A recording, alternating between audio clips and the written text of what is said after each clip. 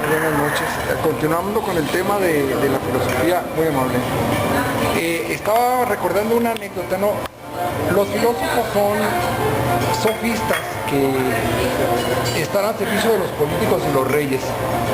Entonces, yo recuerdo que en una ocasión escuché esta historia de un rey ateniense que le dijo al sofista o al filósofo, le dijo: el pintor pinta, el escultor esculpe, tú racionalizas.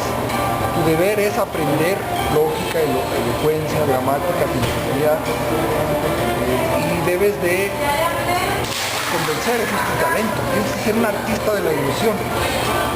¿De qué lo debo de convencer? El rey le dijo: yo te lo voy diciendo. Cuando pasaron 6 años, el rey le habló al filósofo: hey, ven, tengo un trabajo para ti. Sí, necesito que convenzas al público de que yo me voy a reelegir 6 años más, que yo debo de estar en el poder 6 años más. Salió a las masas, habló un gran discurso, la gente: bravo, queremos un rey más, nuestro mismo rey, así. Ya pues el rey se perpetuó. Pasó el tiempo y al año hubo un problema. El rey tuvo una violación de una menor de edad. Mi padre, todo enojado, enardecido, apoyado por una multitud de ciudadanos, fue a pedir cuentas, ¿no? Y el rey, asustado, dijo, habló al filósofo y le dijo: ayúdame, ¿no? Ayúdame. ¿Cuál es el problema? No, pues es que estuve con una muchachita menor de edad y aquí mi padre y el público me quiere linchar. Bueno, ¿y yo qué puedo hacer? Le dice el filósofo. Pues haz una racionalización, sal y explícales que yo estoy bien. Entonces, memorablemente el filósofo dijo: no, ¿sabe qué? Yo estoy loco, pero no tanto, ahí nos vemos, ¿no? Esta historia es muy ilustrativa, ¿no? Del papel de un filósofo. El papel que un filósofo juega y ha jugado a través de la historia de la filosofía. Filósofos que han estado al servicio del poder han sido, por ejemplo, Thomas Hobbes, al servicio del rey inglés, que estaba obviamente, como siempre ha sido la economía, casi la mayoría de las veces permea todas las actividades, y la economía desplaza la filosofía, la economía desplaza la medicina, la economía desplaza la arquitectura, desplaza la literatura. En este caso, el poder económico del rey puede tener a su servicio a un artista de la ilusión, a un artista del vocabulario. Entonces, no hay filosofía política, solamente hay artistas de la ilusión que están al servicio del poder económico, ¿no? Que en su turno sea, ¿no? En este caso, puede ser, tenemos, como les digo, Thomas Hobbes en la historia. ¿Qué otro tenemos? Otro ejemplo, Rousseau.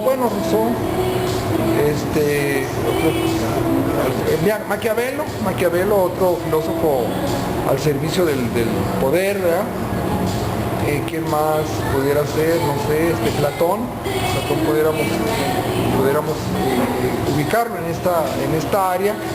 Entonces, tenemos que recordar que la filosofía, hay muchas filosofías, tantas como filósofos, y que la filosofía depende de la edad, depende de la circunstancia, es un instrumento, es un arte, es un oficio al servicio del poder o al servicio personal, ¿no? En este caso yo puedo usar la filosofía para vender algún producto, puedo usar la filosofía para convencer a algún patrón que me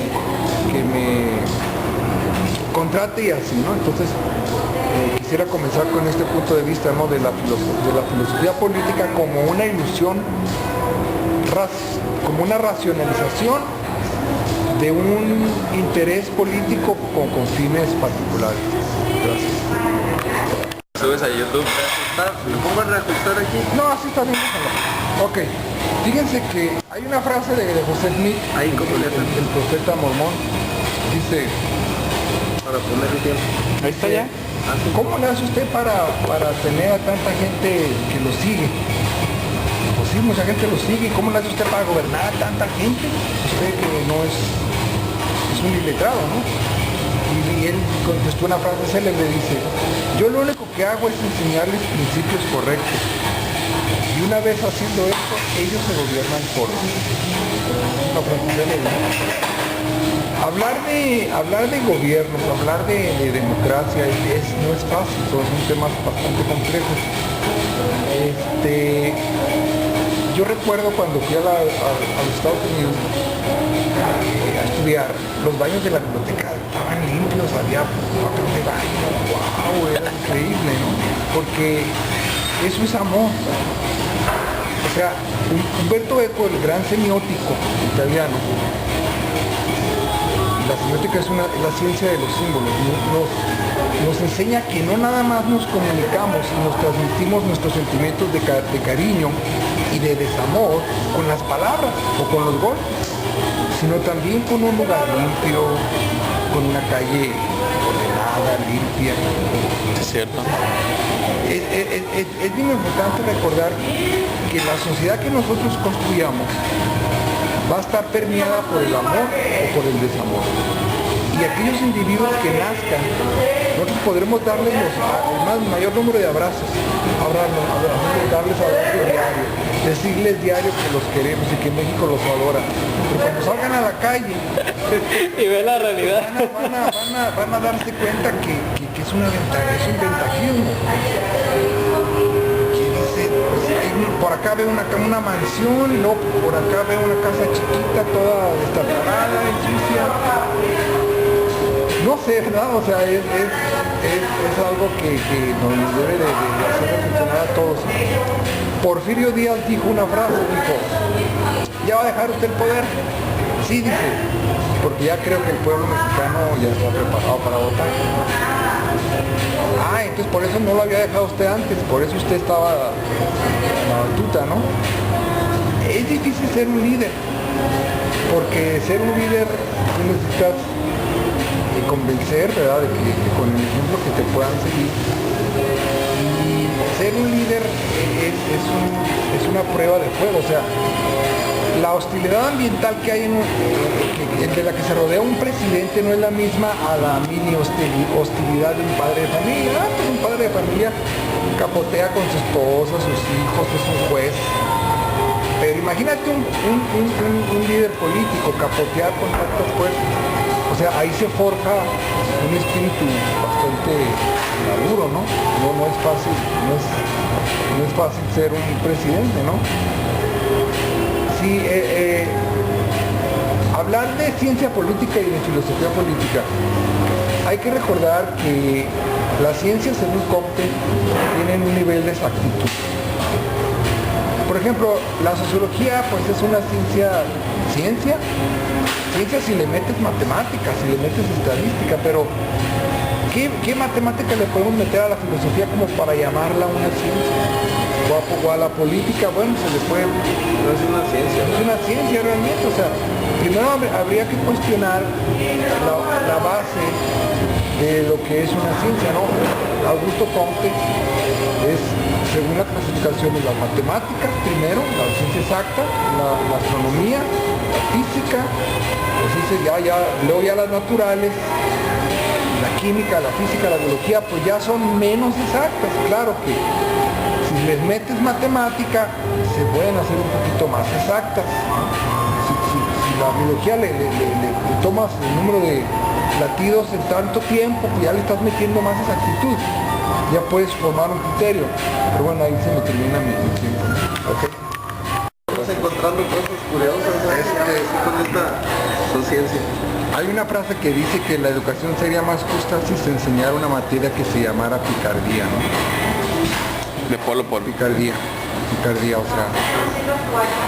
Y hay un músico británico del siglo XIX, finales, de 1910 más o menos, compuso sinfonías y escribió muchos libros esotéricos sobre Jesús, pero tiene un libro que se llama, Cyril Scott se llama, británico, músico clásico, y tiene un libro que se llama La influencia de la música a través de la historia. Y en ese libro viene una cita de Aristóteles muy interesante que dice que el gobierno, bueno, ustedes saben que Platón decía que el gobierno debía de regular la música, las artes, porque las artes ejercen un poder muy poderoso sobre los ciudadanos. Entonces explicaba que la música melancólica produce un carácter melancólico. La música, la música tiene una influencia sobre estado de ánimo de los ciudadanos, Ahora, fíjense, usted sabe lo que es la salud pública, ¿no? Los servidores públicos que trabajan en salud pública tienen que hacer programas de concientización para la ciudadanía, para ellos, beneficio de ellos. Hagan ejercicio, planifiquen sus vidas, su familia, coman bien, no coman tanga, etcétera, ¿no? Entonces, y luego, hablando ahora de la relación filósofo-rey que habla Platón, Platón decía que el filósofo no podía ser nunca rey, concluye, porque el filósofo es muy light, es muy bueno, es muy noble. Le faltaría la picardía del rey, ¿verdad? Para capotear la picardía, ¿no? Ahora, hablando de Gandhi, un día le preguntaron, oiga señor Gandhi, usted estudió en Harvard y usted es un gran abogado, ¿por qué no viste bien? ¿Por qué no come bien? Usted es el presidente de la India. ¿Por qué no viste bien? ¿Por qué no come bien? Dice, yo no puedo comer ni vestir bien en un país donde hay millones de gente mal comida y mal vestida, ¿no? Y algo que nos enseña un poquito Gandhi de la política es de que se dice que él fue asesinado porque quiso unificar el Pakistán, que era una religión islámica, con la India, que era una religión hindú. Entonces lo tacharon de hipócrita. Lo tacharon de hipócrita, ¿no? Ahí vemos lo difícil que es la conciliación política. Se dice en la historia de la política que las formas de gobierno se adaptan al clima, se adaptan a la raza y a la idiosincrasia de la cultura, ¿no? Obviamente es lógico pensar que si hay muchas formas de pensamiento, muchas culturas, muchos climas, muchas idiosincrasias, muchas etnias, pues sería ilógico pensar, hey, todo el mundo, una misma forma de gobierno, esto es la mejor, y todos el mismo uniforme, ¿no? O sea, sería difícil pensar eso, ¿no? ¿Qué más? Hablando de las invasiones, fíjense, las invasiones, por ejemplo, ¿qué son las invasiones? Las invasiones es cuando a las afueras de la ciudad los migrantes del Estado llegan y se instalan donde no hay servicios públicos. O sea, la gente llega y exige al gobierno que pongan luz, que pongan agua, que pongan alumbrado eléctrico, etcétera, drenaje, pero ellos, pues, ha crecido tan rápido la ciudad que el gobierno ha sido incapaz de poder cumplir con los servicios de esa masa humana que llega, ¿no?, en búsqueda de un futuro mejor. Y muchas veces hay invasiones en el sentido de que hay un ejidatario que es dueño de un terreno y los colonos llegan y se instalan y ya nos pueden quitar, ¿no? Entonces ya ahí se vuelve un problema social muy importante que las organizaciones municipales tienen que capotear. Entonces, hay muchas cosas, ¿no?, que podemos ver. Y bueno, señora, si usted no le gusta, pues regrese usted a la selva. Ahí no le van a cobrar agua, luz. Gracias. No, es que traía...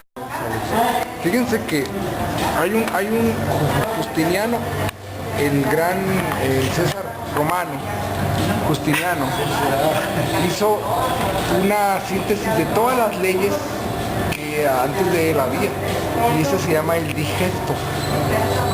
El Digesto fue un proyecto monumental que le pagó a muchos legistas para que hicieran un código sintetizado de reglas prácticas. Y fue un trabajo monumental. Cientos de legistas tuvieron que leer y leer y leer lo que a través de los años se había hecho, ¿no? Está en la historia de las leyes romanas. El Digesto de Justiniano es famoso, fue el César que más trabajó en ese aspecto y que han sido base para muchas leyes posteriores, ¿no?, desde la época de Roma. Hablar de la utopía de la República de Platón, de ese libro, porque eso es lo que es una utopía, como la utopía de Aldous Huxley, Un mundo feliz, como la utopía del italiano renacentista Tommaso Campanella, Francis Bacon, que son elementos fantasiosos de ficción futura, donde se imaginan, por ejemplo, que ya no hay familias, que los hombres pasan y tienen una relación con una mujer en un cuarto, que el Estado recoge a los niños y los educa. A través de la historia ha habido muchas utopías y la República de Platón es una más.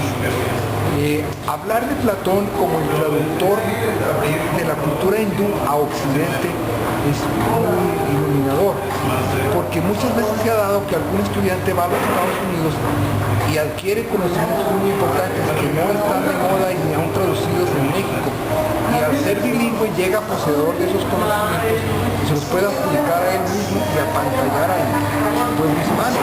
Sin embargo, si él no da el crédito a lo anglo, norteamericano, puede él dar una imagen de mucha importancia sin ser el autor original, ¿no? Entonces, ahora, el sentido de pertenencia que a través de la historia existía en los Césares romanos era porque ellos iban a la batalla, no iban a conquistar. Al adolescente les decía, tú vas a ser el próximo César, agárrate a esos soldados, vete a defender allá a España, allá a Inglaterra.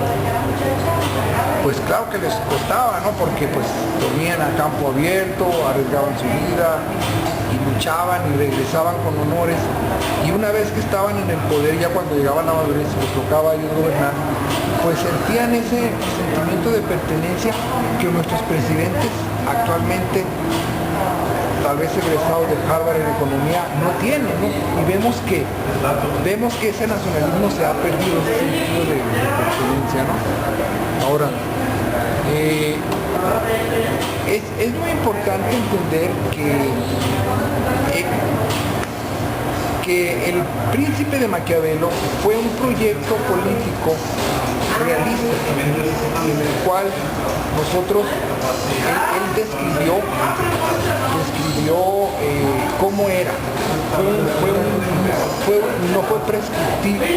Pudiera pensar que fue prescriptivo, pero también se puede ver como que Maquiavelo fue realmente descriptivo de la experiencia que él vivió.